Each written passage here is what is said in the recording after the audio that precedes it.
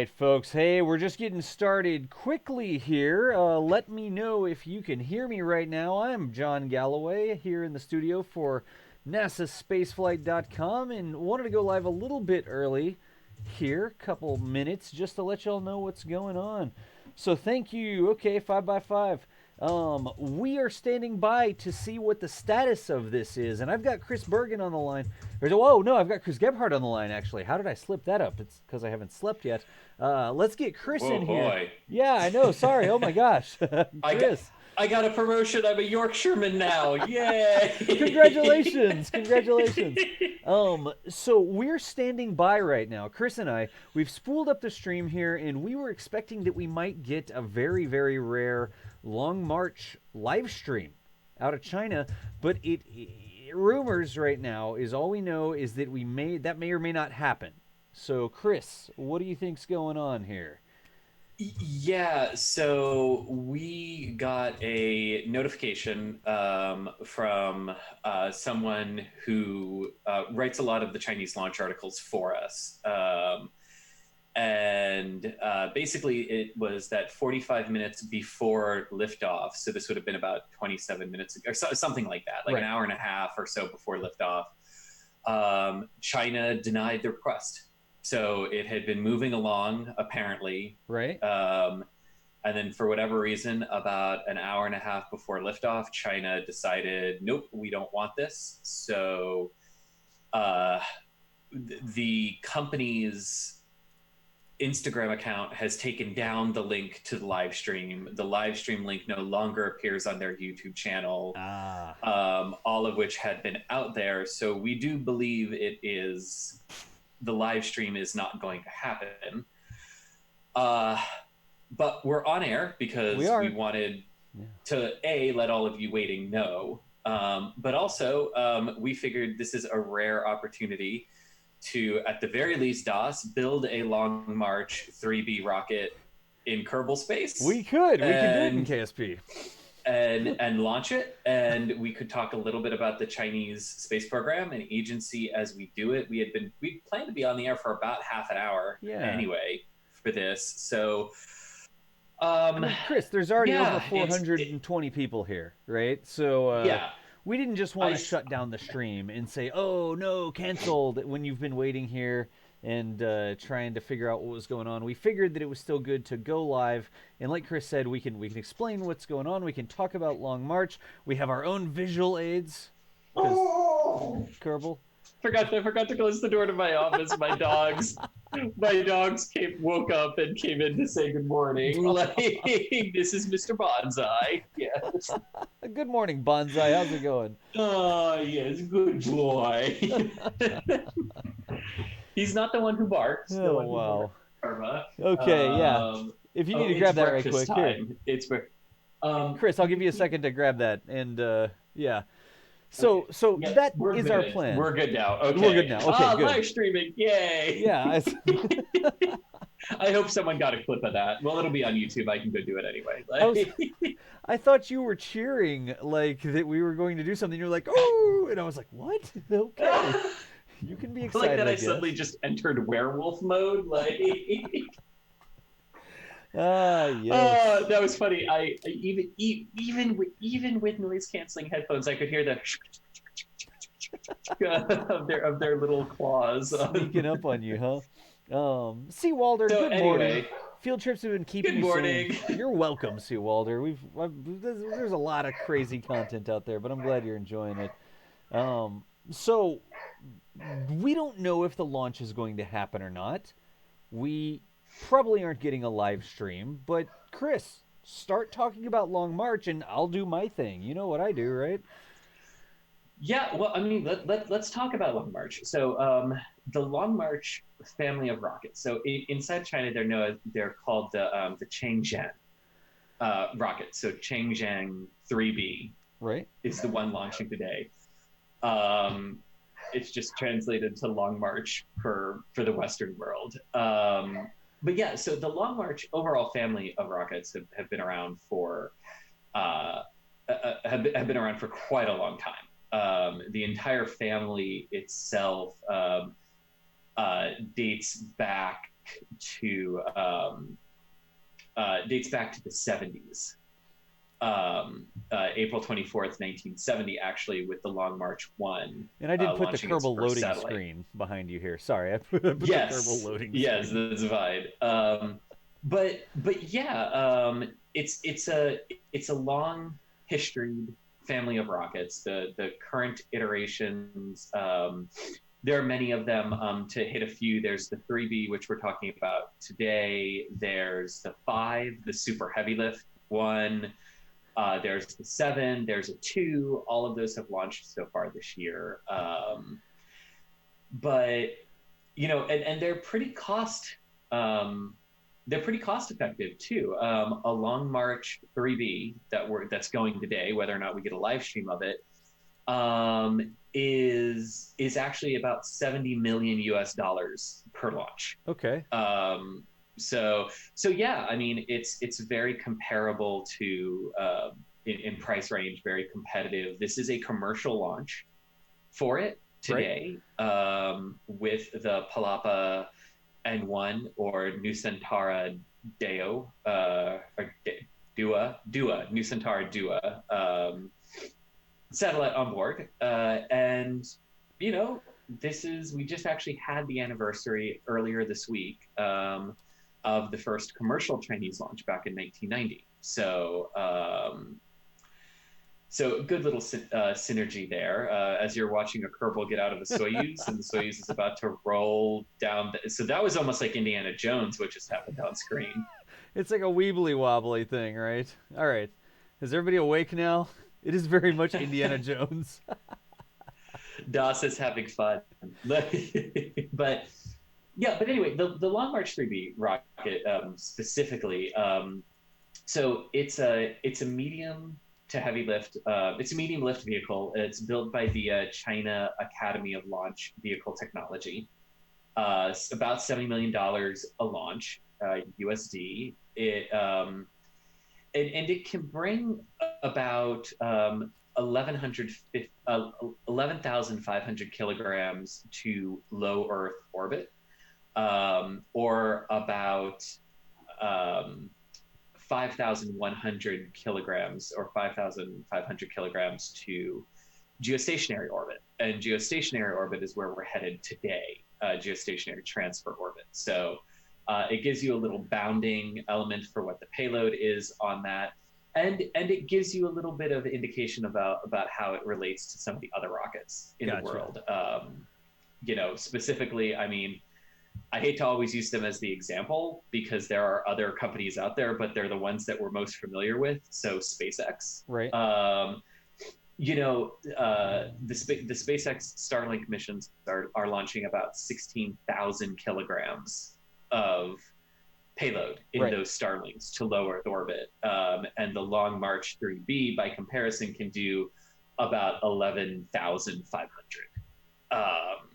So, a little less performance across the board than the Falcon 9, but still comparable to that, the Atlas 5, and the and some of the Japanese rockets as well. Gotcha. So I'm ready to go after playing Indiana Jones with Jeb and stuff. I'm ready to build a Long March 3B here, if you'd like me to.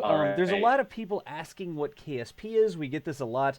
KSP is a game. Right? It's a video game, but the video game is actually based on real physics. So in order to launch a rocket or build a space station or a rover or go to another planet, you actually have to learn the basics of rockets or orbital mechanics or interplanetary trajectories and all these things. So we can use the game as a cool tool to sort of illustrate how a rocket works. We can talk about the different parts of a Long March. We can actually launch it into orbit here is going to be our plan, and that is what KSP is. Who here knows what KSP is? Like, raise your hand in chat if you know what KSP is, if you've ever played KSP or have heard of it. And if not, feel free to ask questions as we go through this. I've spent a little bit of time playing KSP. And the other thing that I want to say just really quickly, I see a lot of different languages in chat. It's fantastic that people all over the world are here with the live stream participating. Unfortunately, I don't speak a lot of languages. And so I can't read a lot of the stuff that's going on in chat. Yeah. I mean, I believe a lot of it is Mandarin. Yeah. Is in Mandarin. Unfortunately, I don't speak Mandarin either. I don't either. And Kristen is not awake enough to come in and translate for us. But just to sort of remind people, because I know a lot of you joined, the launch, we believe, is scheduled for about 8 minutes from now at 7:45 Eastern, 11:45 UTC. We have indications from the payload customer that China denied their request to do the live stream like an hour ago, basically. So very close to launch. We don't know if we're actually going to get a live stream or not. We do not think we will, but in case we do, we wanted to be up and ready to bring that to you. If we do get a link. But in the meantime, what we're doing is we're just going to kind of take this opportunity to use Kerbal Space Program to show you what a Long March 3B rocket is, how it launches, exactly what it would be doing today, what it's hopefully going to be doing here in about 7 minutes. About 7 minutes. And so, to be very clear for everybody, we are not expecting that we're going to get a live stream from the launch site. We're not expecting to see this rocket launch. If somebody gets a link all of a sudden and it goes live at the last second, let us know. But we're not expecting to get a live stream here from the launch. So if that's all you're interested in and you don't care about learning anything, you're not interested in rockets, you don't want to know what a Long March 3 is, all you want to see is a live rocket launch, we're not expecting to get one of those. I'm not trying to like bait and switch anybody here, right? But we will get a rocket launch in Kerbal. And again, you know, up until about an hour ago, there was supposed to be a live stream. Yes. You know, the payload customer for Nusantara Dua or Palapa N1, I've seen both names thrown out for this particular satellite. There it is. I got a picture of it. There it is. So see, it's not classified. It's really not classified. In fact, a lot of the stuff that China launches isn't classified. They just don't want to do live streams. Yeah, they just don't do the live streams. Yeah, just because of the secretive nature. We normally get confirmation from Chinese citizens who have traveled to, in this case, Xichang, the Xichang Satellite Launch Center, or in and around the area, and can post a video of it on Weibo, the Chinese version of Twitter. That's usually how we get confirmation that these missions have launched. And then a little bit later in the day, we get the actual time based on the tracking assets in orbit to figure out exactly when it launched. So we can start building this, right? But let's start building it, Das. So it's Kerbal. We normally start at the very beginning, at the tippity top. I'm going to start with the satellite. And then we go down. Yeah, I'm going to actually start building the satellite, and that's why I brought up a picture of the satellite here. It basically looks like a box that's covered in dishes, which I think I can do. What else do we know about it? All that unfolds. Does it have like an engine on it? Does it have station keeping thrusters? Do we know much about it? Or yes, it has station keeping thrusters. It has an engine. It has all the things that a satellite needs to finish getting itself to geostationary orbit, and then station keep while there. Okay, so I'm just going to replace make a box.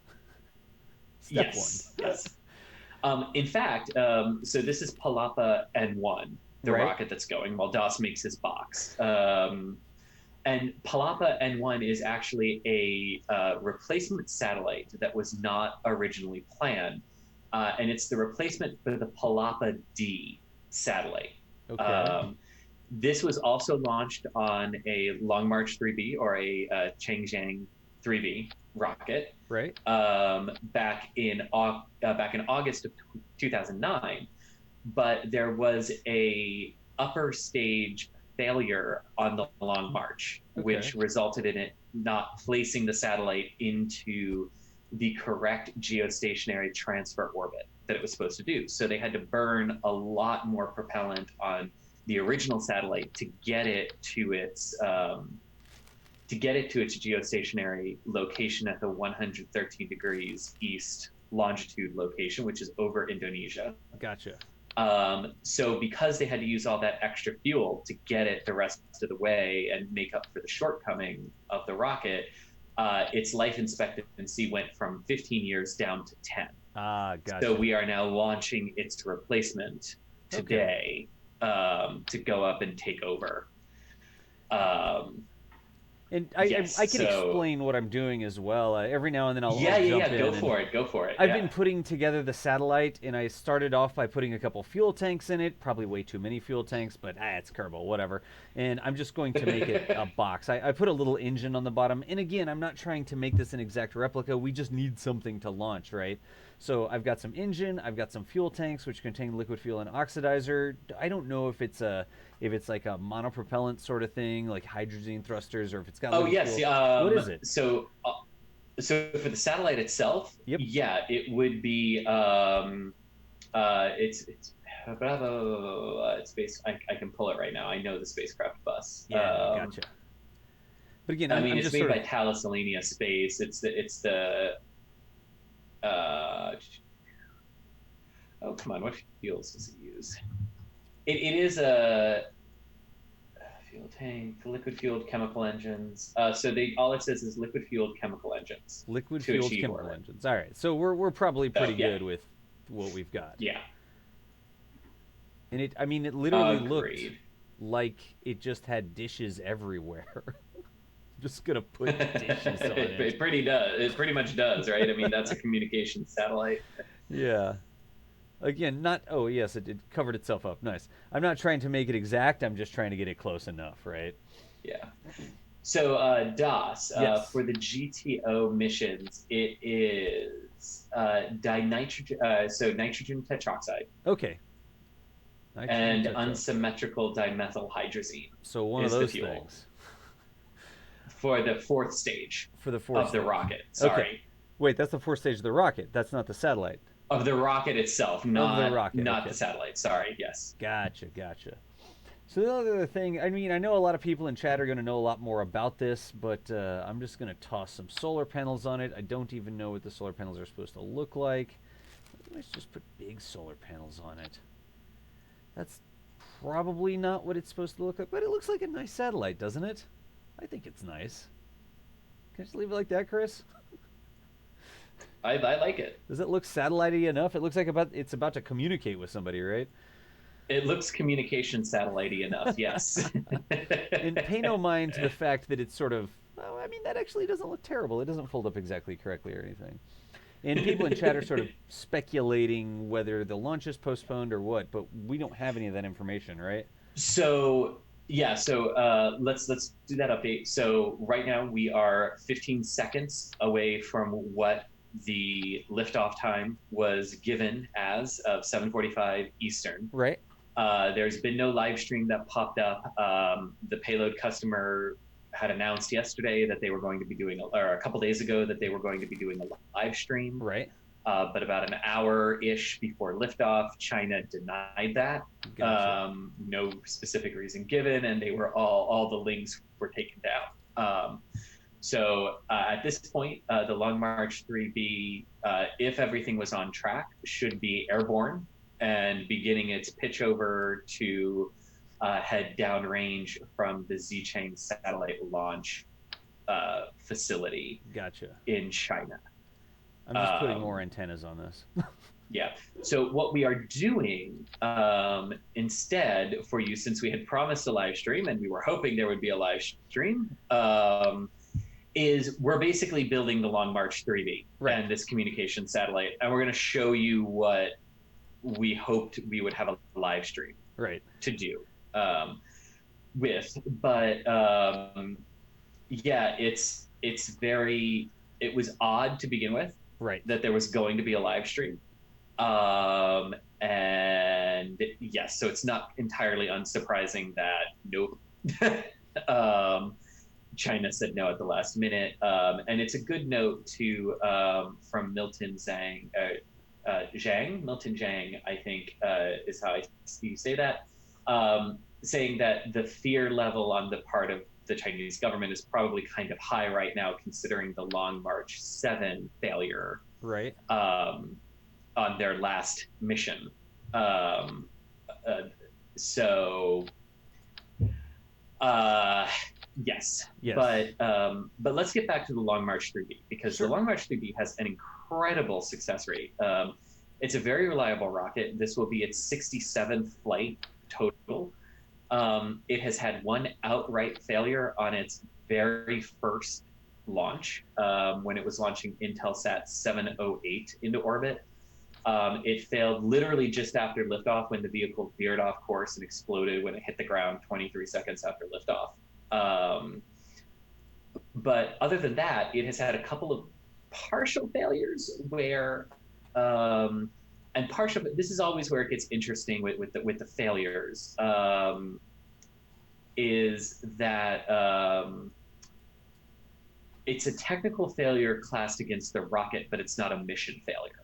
Okay. And the Palapa D satellite, which we talked about a little bit earlier, which this satellite launching today is going up to replace, was one of those partial failures where the rocket left it in the wrong orbit, but it was able to use its onboard fuel to get up to the proper orbit. Gotcha. And the other partial failure was very similar. The rocket, there was an anomaly on one of the roll control thrusters of the rocket that basically led to a failure of the third stage and left the payload in a lower than planned orbit, and it had to use its onboard propellant to reach its intended orbit under its own power. Gotcha. So one outright failure where we lost the mission, two partial failures where the mission kept going and happened at the end of the day. Gotcha. So a very reliable rocket. Very reliable rocket. So I see we're making some progress here, Doss. I did. I've got it encapsulated in a payload fairing. I made it gold, which is nice. And a lot of people are observing that this is just KSP. Again, we're not expecting that we're actually going to get this Chinese live stream. It was sort of pulled out from under us at the last minute. And so we figured, hey, we'll still do a live stream and we'll launch the Long March in Kerbal Space Program. So I'm building it. I know it's Kerbal. This is a structural solar panel. It's load bearing. That's why it's got a strut on it. Don't argue with me. And again, we're just making an approximation. So how many stages is the Long March 3B? Not including the satellite.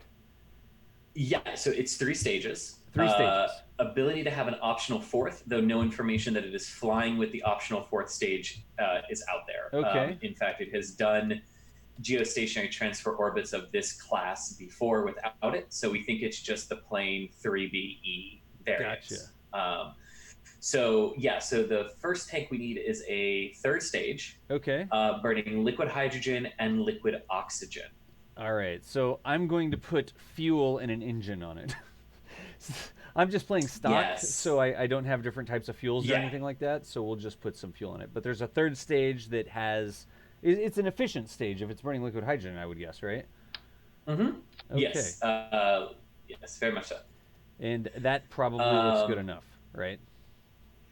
Oh, should be. I mean, should be. We can run over they actually use the YF-75 engine on the Long March 3B 3rd stage. They use 2 of them.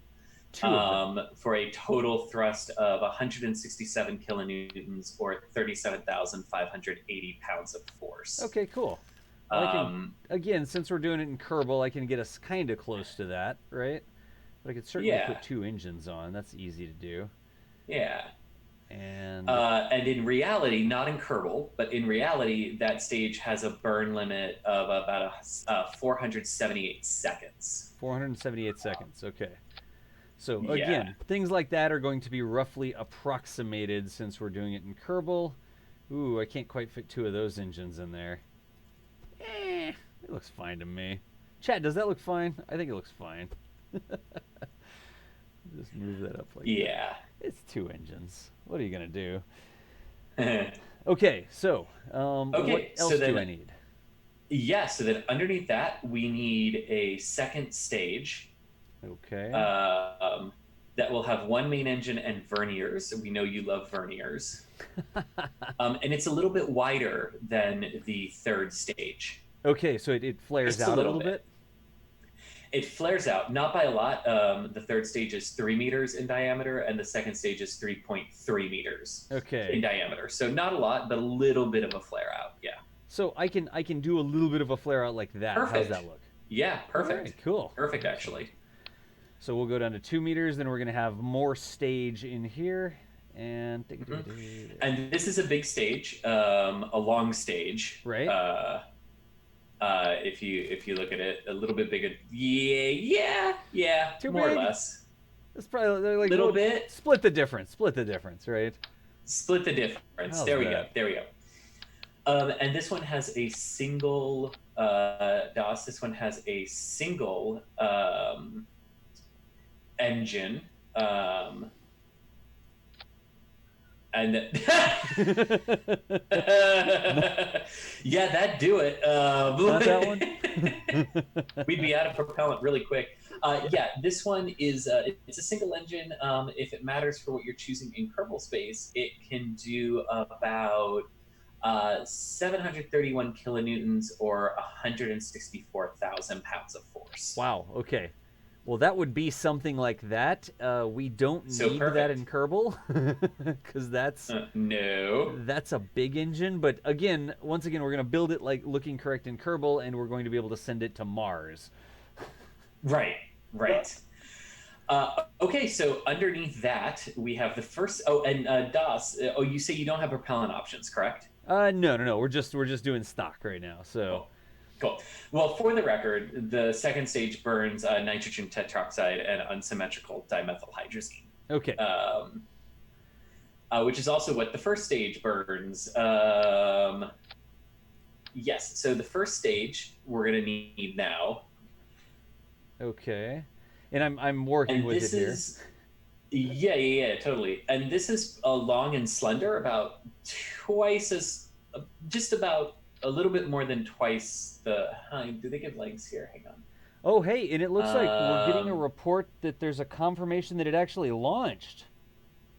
Good. Confirmation that it launched, which is always good. And this is pretty standard now for Russia.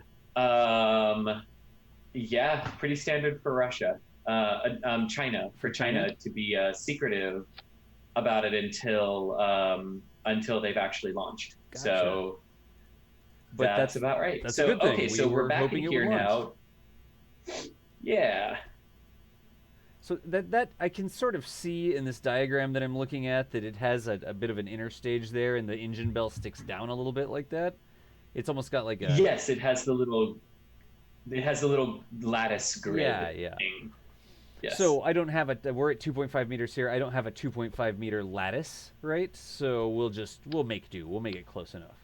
But I can make it look like it has a lattice. So the next stage down is going to be what? So the first stage of the rocket, it's a little bit longer than the second stage. Okay. So 42 feet for the second stage and 81 feet for the first stage. So it's about double. Okay. Almost. I love how you make these. It's awesome. I'm just, just getting it close enough. It's not rocket science. Yeah, exactly. Doesn't really look It's low not there. rocket science. Yeah, so we're looking for a first stage is about twice as long as the second stage. Wow, okay. More or less, yeah, 81 feet versus 42 feet. So, okay. Yeah. Well, I can do that. We can get close at least. I'm just trying to make it look nice, all right? I don't want to build you a rocket that doesn't look nice.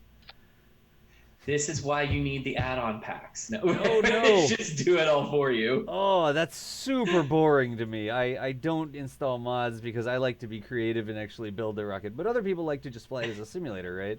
But it's not my way. It's not my way, Chris. Yeah. I know. I've seen you launch the entire International Space Station in one go. That's a thing. Okay, so we'll put the next there. See, lattice work. Ship it. But so question, because I missed it when I went to look for something else. Did you remember the verniers on the second stage? I have not put a set of verniers on there. How many was it again? 4. 4 verniers. Okay.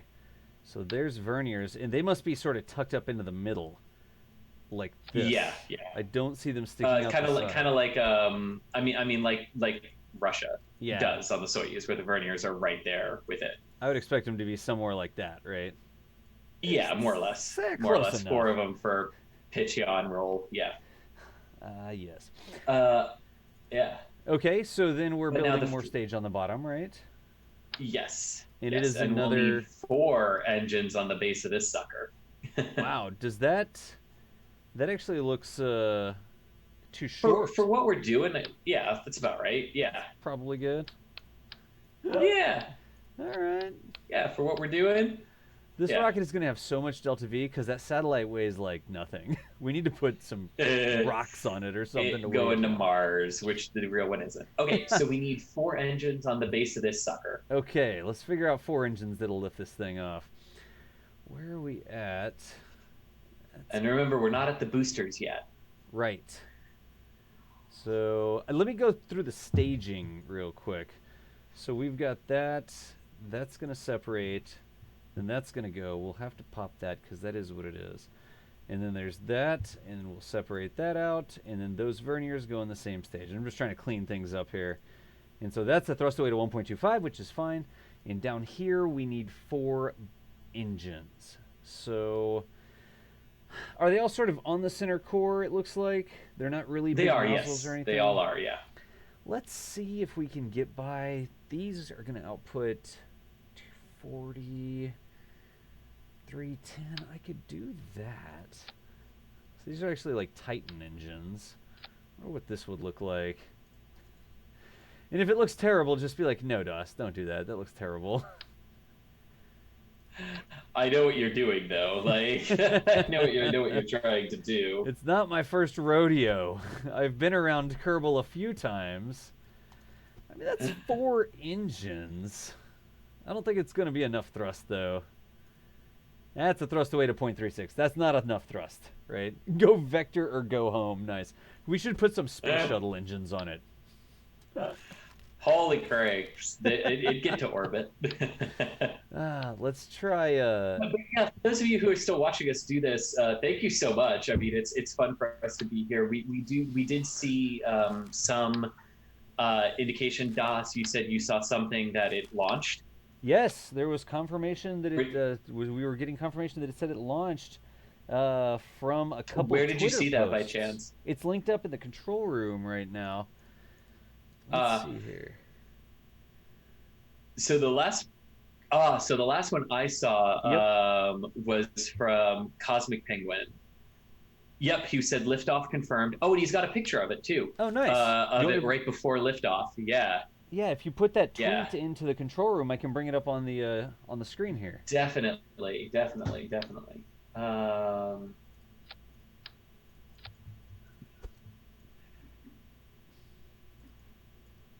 And I continue to build this rocket.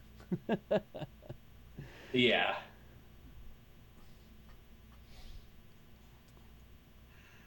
So confirmation of liftoff. So now we so liftoff T0 was reported. Oh, there's video too, Das. Gotcha. Liftoff was reported at 11:48 UTC, so 7:48 Eastern time. So a couple minutes past what was advertised. Again, that's really normal for China. Right. But yeah, we've got a good picture of it on the pad. Okay. At Xichang, and then a decent video of it lifting off from behind the mountains. Cool. There, and of course, it all came as expected from Weibo. And we could bring that up. That tweet from Cosmic Penguin, I can bring that up right quick, right? Yeah. I put it in. I put it in the channel for us. Okay. Yeah. Here's the Twitter thread that we're talking about right now. So Cosmic Penguin saying trying to confirm if the Long March 3B Nusantara Dua launch has occurred or not. In the meantime, so there's a picture from right before the launch, and you can see the rocket on the pad there. That's so crazy. The rocket's just like balancing on one little milk stand looking thing, like a really short milk stand. Yep. It's like the shortest milk stand I've ever seen.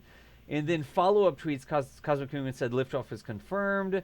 And then here is something that came off Weibo, I guess, and it's a video of what apparently seems to be a rocket lifting off, going into the sky. I mean, that definitely looks like Long March. Yeah. 3B, Xichang 3B. So yeah. Right. So now we just stand by for some kind of confirmation, and this is where it becomes interesting: is if we can get confirmation that it worked, or if we need to wait for satellite tracking. Yeah. What are we going to get there? Everything on orbit. Yeah. So are we good for the first stage there, Das? I think we are. Yeah. I kept watching you do stuff. Yeah. I have been explaining what I'm doing, but I've been trying to trim it out a little bit, and I think a lot of this is that we have way too much fuel for the size of the rocket that we need in KSP. So I'm just trying to balance some things out here. But I'm ready to put the boosters on. Are we ready to put the boosters on? Yeah. Yeah, so we got 4 side-mounted boosters. Okay. For your size comparison there, Das, so a 73-foot, an 81-foot first stage that you just built there versus a 53-foot booster. Gotcha. So 2/3? About like the that. Way up. And that looks like it might be a little bit too skinny, you think? Probably a little bit thicker than that? The boosters are pretty skinny. Yeah? Do you think the that boosters looks better, are pretty or do you skinny. think this looks better? Let's see here. I'm just gonna... the skinnier ones. The skinnier ones, you think? Okay, the skinnier ones, yeah. Gotcha. Yeah. So we can do that, and then these are each going to have one engine. I think, and that's perfect, I think. And then each one has one engine. One engine on it. And it actually looks like the engines are maybe a little bit canted there. They have a little bit of a tilt to them. You see that? Yes. Yeah, because of how it lifts off, yeah. So that is definitely something I can do. We'll just put one of those engines on it, and then I'm going to try to just give it a little bit of a cant like that. How's that look? I like that. Good enough? That looks perfect. Yeah, now can you replicate that little stand it sits on? Oh, yes, of that course. Looks like... I mean, it looks like an upside-down broom standing upright, you know? Like... Can I replicate the stand? We can definitely replicate the stand. Let me strut these things on so they don't go all crazy on us. Like that, and then there's the boosters. Everything's going to launch at once there, and then we're going to set the boosters. Oh, I need some nose cones. Let's toss those on before I forget. And they just sort of look like that, don't they? Yeah, pretty much. Good enough. Good enough. Which I love, because one of the fun things about an Atlas mission last year, the Starliner flight of Atlas, is when they hauled it out to the pad to do the wet dress rehearsal, they didn't have the nose cones on the solid rocket motors. And it was so funny. And we were joking on the bus that, you know, they didn't have that Kerbal expansion for nose cones unlocked yet until they did the wet dress rehearsal. It was really funny to see. There we go. How's that look? That looks pretty good, I think. That looks good, man. Yeah. I think that's a long March 3B. All right, so I'm gonna give it its little milk stand looking thing here. Then we're gonna call it a day and see if we can launch this thing. So yeah.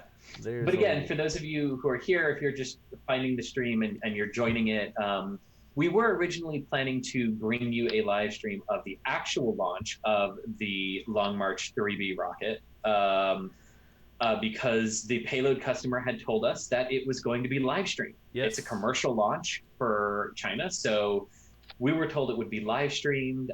They were told it would be live streamed, and then about an hour before liftoff, China recanted on that and said, nope, you're not going to be able to live stream it. So Das and I figured that since we had already said we were going to do a live stream, already said we were going to be up here, that we would build the Long March 3B basically it's just we were already launch it for you to get some idea of what it looks like, because as Das said, we were already awake.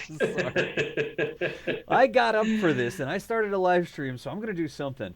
There you go, though. I mean, I think that looks like, yeah, that's a Long March, dude. Yeah. I mean, if you looked at it in a darkened room, you could be like, oh, that looks like a Long March to me. So yeah. That's a long march, definitely. All right.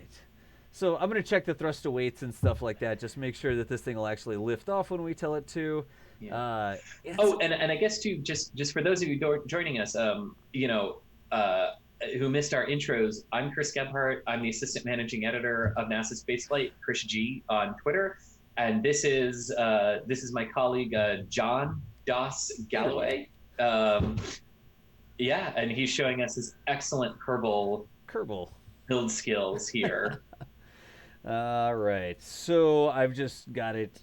It's the Long March. I couldn't come up with anything in the name to replace as a K.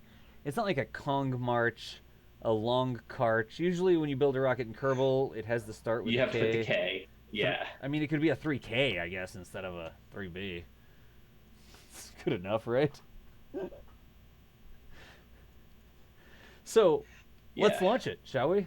Let's launch it. Why not? We'll put it on launch pad and see what it does. It's very long. You might want to hide some reaction wheels. We don't hide reaction wheels in the base here, Peter Franklin. We don't hide reaction wheels. It's that is awesome. Tilting slightly. That's okay, right? Is it tilting? Yes, it is. Sort of waggling. Well, the real one doesn't, so we better launch it soon. Yeah, so let's go for it, Doss. All right, well, count it down, Chris, and I'll launch it here. Sure. 10, 9, 8, 7, go faster. 6, 5, 4, 3, 2, 1. Boom. Oh, wow. It got something over there. But look, it's fine. Look, the guidance is great. This is a really low thrust to weight. What? I'm not quite sure that's the right. Are all the engines firing? Oh yeah, they're all firing. They're all firing. It's the engines. Wow, this is actually remarkably close to like the painfully slow way that a lot of liquid-fueled rockets get off the pad. Like, if I had to do it again, I'd probably put a little bit more engine on this thing because it's not really a lot of engine. It did a power slide like an Atlas 401 or a 411. It did. I think that's because it was tilting. Yes. It was actually tilting when I launched it. Yeah. Like... It's all good. Look, it's also got some Kerbal going on. You can see it sort of waggling. That's just the thing that happens. Are we about to like run out of fuel on the boosters and the first stage all at the same time? No, we should have a longer burn time in the center stage. The center stage should keep going for another 30 or 40 seconds after the boosters go. It doesn't look like it because of the way it's burning. Oh, okay. I see it now. They just look so quick. Yeah. Or so close together, yeah. It's waggling. Like, I could have made it. It really is, yeah. Like... It's just very Kerbal. So that's something that we can do. Like if we went through and we spent a lot of time building this, we could make it so that the first stage burns for about the right amount of time, the second stage burns for about the right. We could do all that. It's just that takes longer. Let's see how we've got our booster set here. You ready? All right. Hey. Oh, pretty good. Nice. I saw that earlier today on a Soyuz. Nice. Yeah, indeed, right? But now we're in... there's the waggle. Yeah, it's definitely waggly. Welcome to Kerbal. We can put some internal bracing on that to keep it from waggling like that. But, just trying to make everybody wake up here. So, this is all still looking good, and we're about to get up to the third stage here. And it should get a lot less waggly once we get to the third stage. It's just such a long lever arm. We've got these engine gimbals acting over here. You can see the engines gimbaling. And, there you go. Look at that thing. Look at that. All of a sudden, it's pretty good, right, Doss? Yeah, it got really loud, and this engine is more powerful than most of the other engines we had. But you can really see those verniers working. Like, I imagine there shouldn't be a gimbal on that, and we should just use the verniers like that. And so we have roll control, and we have pitch control, and we have yaw control. We have all the control that we need from the verniers. But it is quite loud, I know. I'll keep turning it down because it's super loud. So we're getting close. Our apoapsis is at 50. Where was this rocket going today? So this was going to geostationary transfer orbit. Okay, GTO. Yeah, GTO. Let me see how So yeah, the close I third can stage get would finish normally, like, it would get into a parking orbit. The payload fairing would pop. Right. It would get to the It would get to the parking orbit, and then the third stage would do another burn to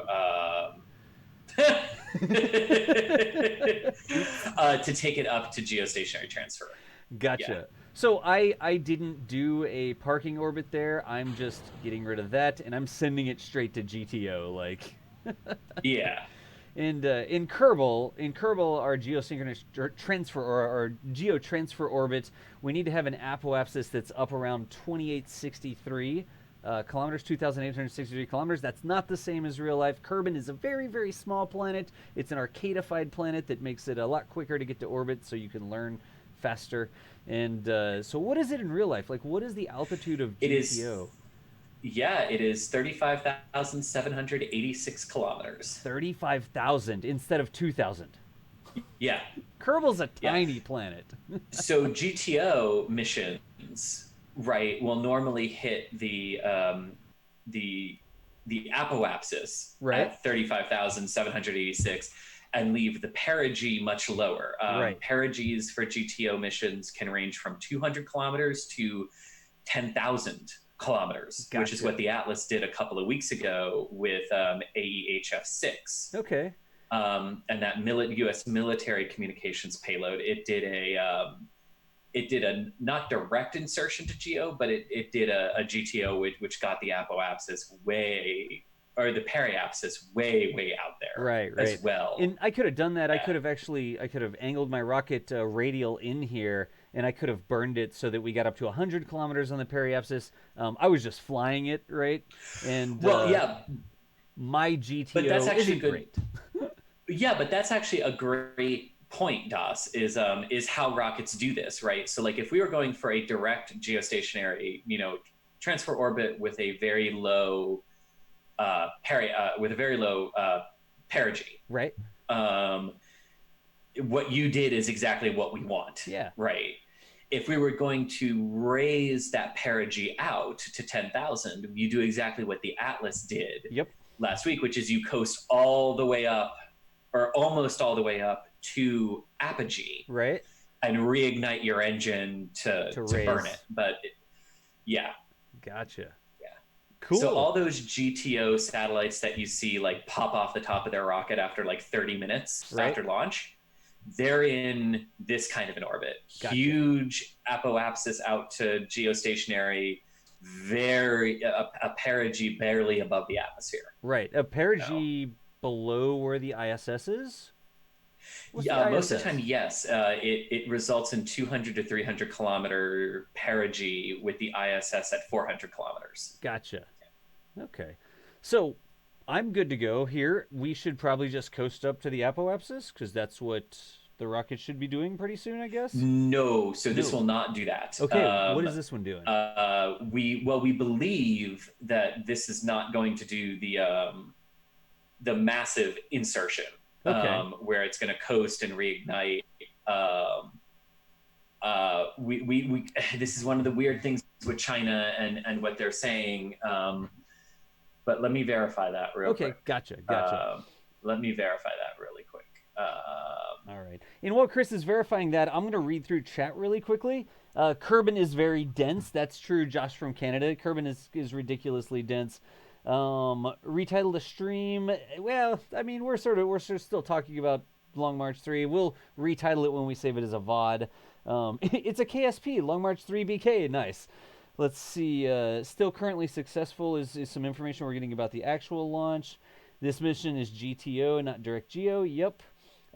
We did see a video, so Long March has launched in real life. We did not get a live stream of that. We were hoping we would get a live stream, but then the live stream was actually canceled within the last hour, and so we went live anyways. There were 400 people or something like that waiting, and we figured we would just go live and talk about Long March while we illustrate it in KSP here. Scrolling up. It's technically a parking orbit for KSP. Nice. I'm seeing what we can read. Oh, 60 kilometers is low. Yeah. in Kerbal Space Program, if my periapsis, or if any part of my orbit really, is under 70 kilometers, it's considered suborbital for the game calculations, right? So this is still technically not in orbit, right? Because the periapsis is at 40. 40 is less than 70, so that means the game doesn't think that it's in orbit yet. But we'll solve that when we separate the... Yeah, so this is not doing the long coast. It's not. So at the end of the first burn of the third stage, okay, there was a 20-minute... So that's to get to the parking orbit. Gotcha. It will coast for 20 minutes and 58 seconds. Okay. The third stage will reignite. Gotcha. For 179 seconds. And at the end of that second burn... is shortly thereafter is when the payload will separate. Okay. So this is doing the high apoapsis, low periapsis. Gotcha. So I'm clear to... So basically exactly the orbit you're in, more or less, right, is what this rocket is doing as well. And so now the upper stage has completed its work, right? And we should separate the satellite, and the satellite's actually going to circularize itself in its final orbit? Yes. Okay. Yeah, the satellite will end up doing the rest of the work to get itself up to full geostationary orbit. Gotcha. Well, we still have enough delta V in this upper stage that we made in Kerbal to take this to basically any other planet in the Kerbal system. So we could deploy this communication satellite to Joule if we wanted to. We're not going to do that. That's not the plan. But I'm going to go ahead and... No. Yeah, no, let's be realistic. Let's calculate an interplanetary transfer really quick in Kerbal. So I'm just going to separate the payload like that. Do you know if the payload would continue to have its solar arrays and stuff like that undeployed? It does have solar arrays, doesn't it? It does have solar arrays. No, it will deploy its solar arrays to get power positive. Yes. Before it actually does its circularization burn? Oh, so it will take months to circularize the orbit and raise the orbit. Yeah, weeks to months, depending on where the rockets drop them off. So like these low perigee geostationary transfer orbits, usually it takes a month and a half, 2 months for the satellite to get on station and then do its checkouts. Gotcha. The ones like the Atlas did that throws the periapsis out even further reduces that to a couple of weeks. Okay, gotcha. Then some really powerful rockets can do direct insertion to geo. Right. But yeah, for this case, it will take a couple of months for... Do you know how that works? Like to be on station. Is it the first time the satellite gets up, it does a little burn and it raises the periapsis some, and then the next time it goes up, it does a little burn? Does it keep doing orbits, and every time it gets to apo, it does a little burn? Or that's pretty much it. It doesn't burn every single orbit because sometimes they're doing checkouts, sometimes they're doing this, but it's a combination of both. Excuse me. It's a combination primarily of raising the periapsis out to geo, but also drifting so that your apoapsis, is at the correct longitude above the equator where you need it to be to enter geostationary orbit, so that when it does that final burn, it's exactly where it needs to be. Okay. Now, other things too, it will be other things that it does that these satellites do as well. Sometimes the rockets do them for them, but it's also about adjusting your inclination, because this has to be almost directly over the equator. Gotcha. And of course, we didn't launch from the equator, so we're not at that particular, Right. We've got that to compensate for as well, of lowering the inclination. There's lots of stuff that still needs to be done to clean up the orbit, right? To get it into the right slot, so it's over the right area, because it's a stationary... Exactly. Gotcha. Yeah, and it's the satellite that does that itself. Gotcha. Yes. But while they're doing this, they're also re-aiming it and pointing it at the ground and testing it out and unfurling everything and getting it ready so that when it hits its geostationary location, they can swap this one out for Palapa D very quickly, right? There you go. The radial in. You said point it. So there you go. Let's point it back down at the ground. I don't know why there's a dish pointing out this way. Whatever. It just looks nice. At some point, I just started slapping extra dishes on it so that it would look cool. So, but I'm going to go up there and I'm going to do one little burn to raise the perigee a little bit. And then we'll eventually I'm not going to take months to do this, clearly, because I think unless there's any other questions, we're sort of coming up on the end of what we were trying to do, right?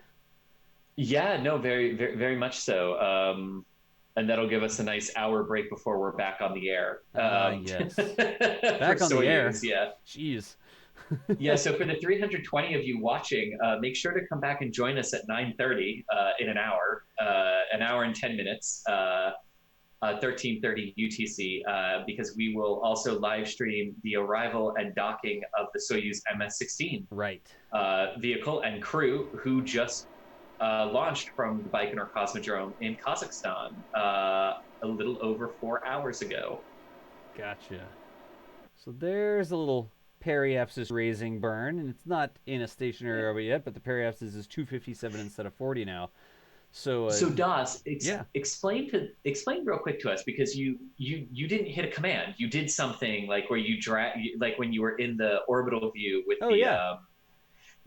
explain to us how you did that. Because this is a really cool element of the game in terms of like planning when you do certain things. So explain to us what you did there. I had it do a maneuver node, it's called. It's just like an orbital calculation where it'll calculate a burn for you. And I just clicked at the apoapsis and I said, hey, you need to add a maneuver here. And what I told the maneuver was, all right, what I want you to do is increase your velocity on the prograde vector. And it's like, what does that mean? It basically just means go faster, right? So by pulling on this little green circle, I can put more energy into my orbit. I'm actually blowing up the fuel that's in my fuel tank, and I'm throwing it out the back, and I'm increasing the velocity, right? I'm burning delta V, basically, and I can change my orbit like that. You had mentioned changing the inclination as well, so if I wanted to change the inclination, I could do that by doing that right there. And it'll tell me exactly where I should point my engine, how much I should burn, how much fuel it's going to take, do I have enough delta V to accomplish that task, and that sort of stuff. But the maneuver node planner is fantastic. You can use this to plot a course to go to another planet if you need to. But that's what I was doing. I was just training. I wasn't training. I was having the computer calculate a small burn for me there just to get my periapsis up just a little bit. And if I wanted to, I could go over and say, okay, let's get it roughly circular to 2863 by 2860, whatever. That's pretty close. And if the satellite could do it in a single burn, in Kerbal it can, this is telling me it would take 373 delta V. So you can see that right here. I need to change my velocity by 373 meters per second. And I'll go from an orbit that looks like this to an orbit that looks like that, except I can't draw. Did you get it? Right.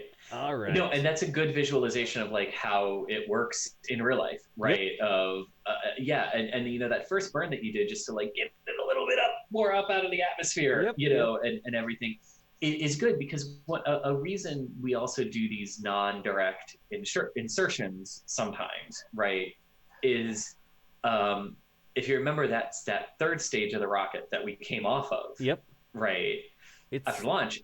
That is now low enough that the atmospheric drag in reality of Earth will just gradually pull that orbit down and down and down and down and down until that rocket stage re-enters. I'm actually quite curious if Kerbal's going to simulate that, because I have the debris from the upper stage here, and we don't have any control over it anymore. We didn't put any computers on it or anything, but dude, Chris, let's see if it actually re-enters. Does Kerbal do that?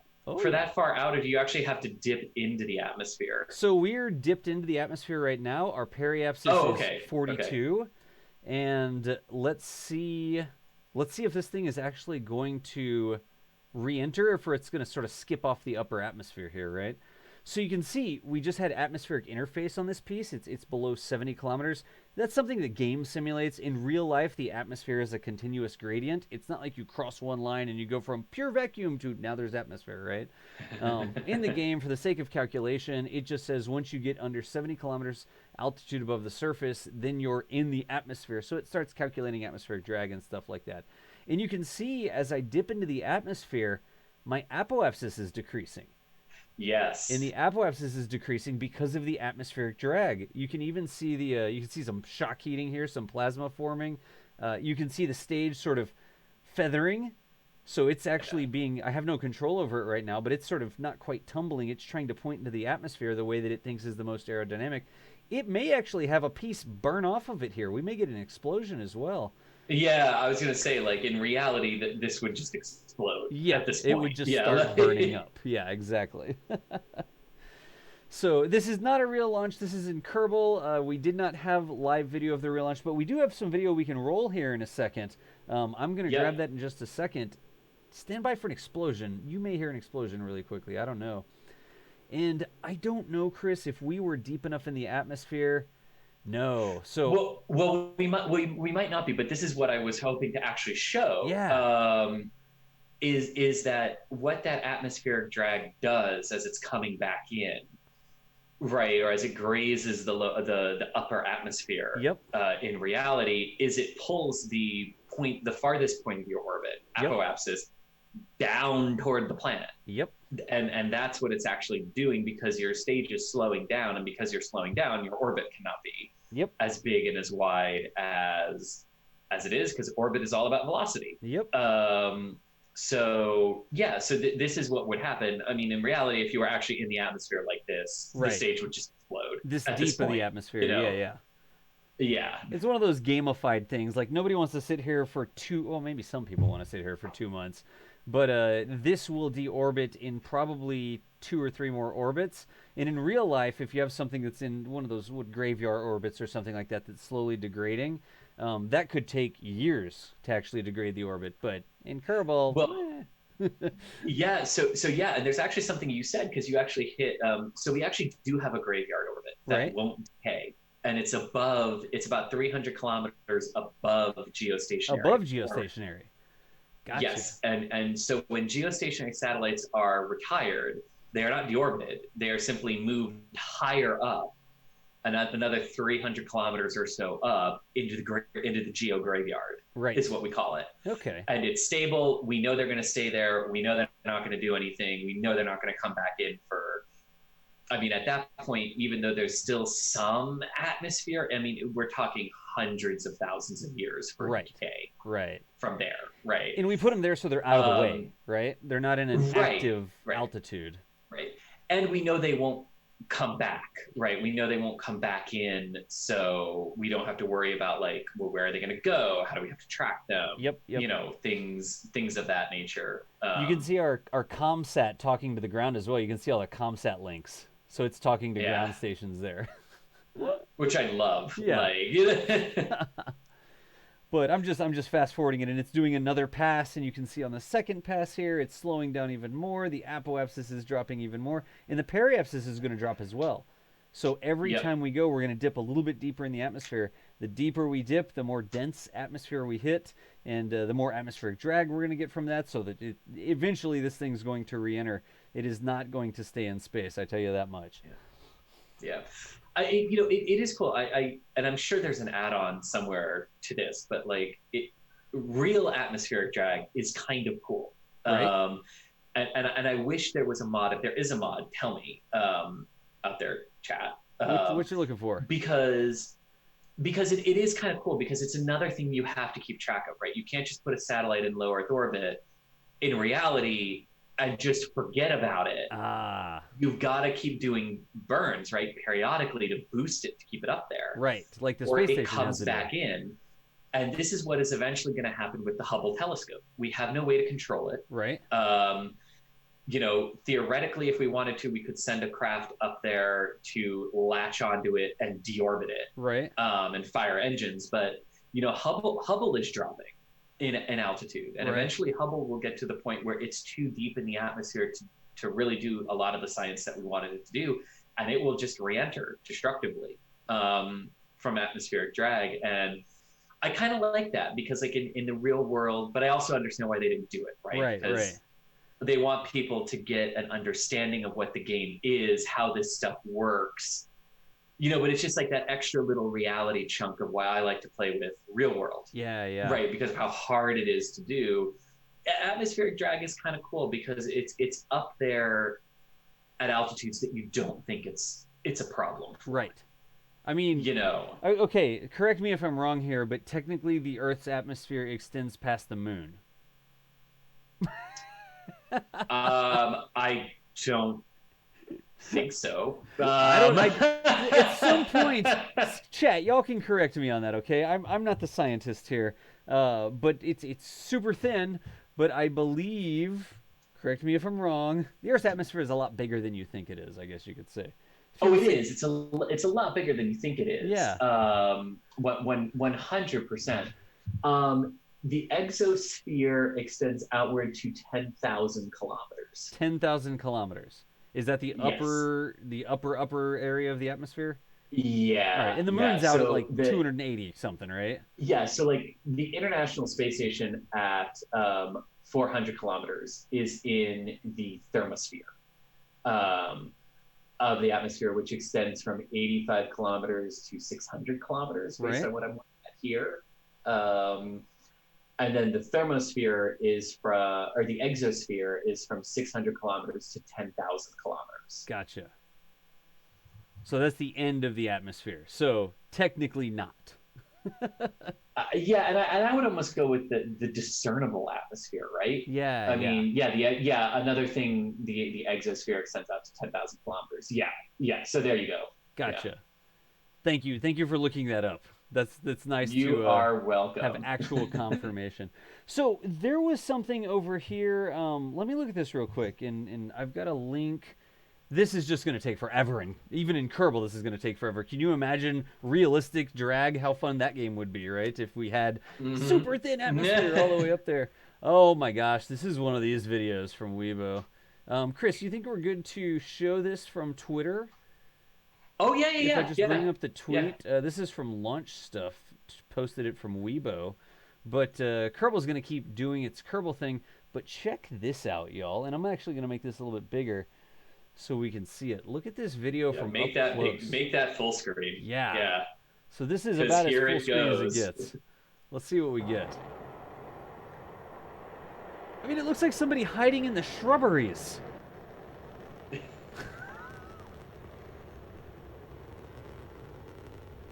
That's pretty clearly cell phone video as well. You got the vertical filming and everything. Yeah. But that is the rocket. I mean, I believe that's today's mission, but that is the rocket. That is the Long March 3B or the Xichang 3B rocket. Yeah. So, I don't, how long is that? Yeah, okay, it's going to lose pretty soon. But that was posted on Twitter, and apparently that's supposed to be the launch that happened today, right?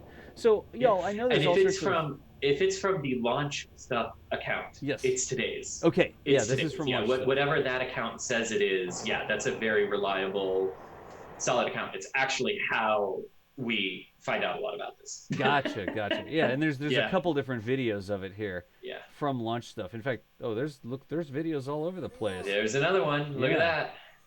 Definitely cell phone quality video, but it looks like something launched today. That's for sure, right? But look at that.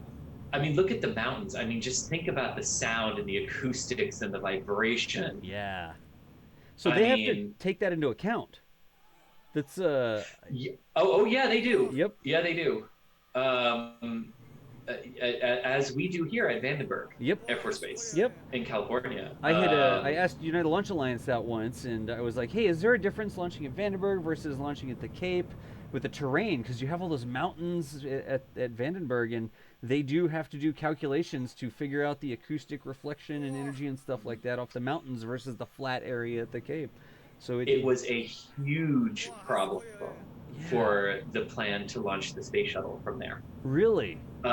Yes, where there was still, by the time it was canceled, that element of it was canceled, there were still quite a few open-ended questions and heavy concern that, I mean, just the sheer sound that the shuttle's solid rockets would produce would reflect off the mountains and potentially be damaging to the stack because it just couldn't get out quick enough from Vandenberg Gotcha. I'm going to do this real quick, Chris. I'm going to put this link to launch stuff into chat. So there's lots of cool videos and stuff, pictures and stuff. If you want to check this out yourself, right there in chat is a link. I'm K-Space Academy. That was me. That link is what we were looking at here on the screen. If you want to peruse that thread a little bit more, because we appreciate launch stuff getting this out here for us, and we want to drive a little love their way, right? So... Yeah. Now, it might also be worth saying as we end this broadcast here that, some of the video was really, really close. We never advocate getting within the blast danger radius of a rocket. Right. You never really want to do that. I'd love to set a remote camera there, like a remote video camera for a live stream, but I don't think I would hang out there, No, I like to be outside of the periphery. Yeah. And just to reiterate here from chat, NASASpaceflight, so that's Chris B talking in chat. If there are people posting up speculation or stuff like that, NASASpaceflight says none of the reliable sources are saying there's a problem yet. So if you have something, like, cite the info. We don't want people to be spreading rumors or stuff like that if we don't actually have anything to back it up. So, Chris, you can expand on that some, but I just saw that over there, and I wanted to say it out loud to help reinforce, No. I think that's good. Getting information about Chinese launches is always difficult. Right. We have to wait, for either it to be found and cataloged in orbit, which can happen very quickly, which would be confirmation of a good launch. I know a guy on Twitter named Jonathan McDowell. Yes. He routinely posts the, here are the two-line elements, the orbital data elements. Yep. He's also a fan of the exact launches. Launch time like you. Yes, he is a fan of the exact launch time, sometimes down to the millisecond. I like it. But we'll whatever has happened with this, whatever will happen with it, we hope it was successful. We hope it's continuing to be successful. Although at this point it would have been successful 50 minutes after liftoff, or failed at this point. But we as soon as we know, we will let you know. Right. But it's just hard to gauge from China sometimes. Right. But we would wait until there's reputable that's where you sources have to bear reporting. with us. Yeah. Gotcha. So, but Das, I think that's at least good on my end. Yeah. I've got to go take a break or do something here before our next stream in 50 minutes. Yeah. What time are we spooling up the next stream here? 9:30 Eastern, 13:30 UTC. So join us in 50 minutes. Right here. We'll be back. Right here on NSF's YouTube channel. And we will be back to cover the Soyuz MS-16 docking to the International Space Station and the arrival of 3 new crew members. Gotcha. On board our international outpost. And that the actual docking is supposed to be about an hour. 45 minutes after we go live. Okay. So 10:15 Eastern, 14:15 UTC is the docking. All right. Yeah. Well, we're sort of like coasting into this. Thanks for hanging out with us. It's sort of a bummer that we didn't get live video, but there was lots of cool video afterwards, and we built a long march in KSP and just sort of hung out and talked about stuff. So we do appreciate everybody hanging out with us, but we're going to go ahead and shut down the live stream now. So Chris, thanks for waking up here and joining me, letting me build things in Kerbal while you answer questions. Thanks for staying up. One more to go on our 3 morning live stream extravaganza. And then I can go to sleep. I haven't gone to sleep yet. Yeah, then you can go to sleep, and then I can go figure out what I'm going to do with the day. Because at that point, Kristen's going to be getting up, and I'm going to be like, all right, peace. Well, folks, everybody watching, again, thank you for joining us. In the meantime, if you're jonesing for something to do, NASASpaceflight.com. There's all sorts of articles and things. In fact, you can read an article about the Soyuz MS-16 launch that happened earlier today. And this launch. And this launch as well. The Xichang. Excellent. Yeah. We'll also have information on the docking, too, right? The launch article doesn't have a lot of information on the docking. Just okay, it doesn't. Gotcha. Well, and I know this because I wrote it. I don't write the articles. No, no, the article for that, we'll talk about this more on the Soyuz stream, but it focused more on why we were switching rockets. Not the docking process. Yeah. All right. Well, I just tossed that out there so you can correct me if I'm not right.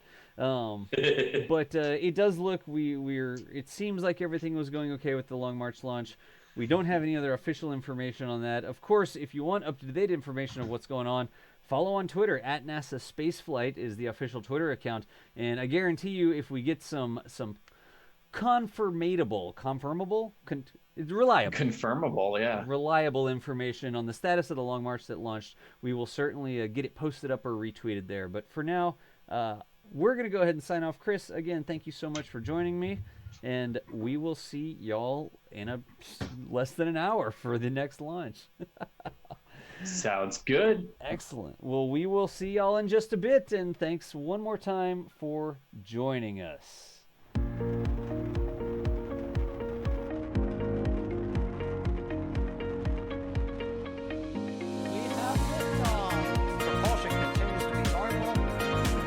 Chamber pressure looks good. Following up.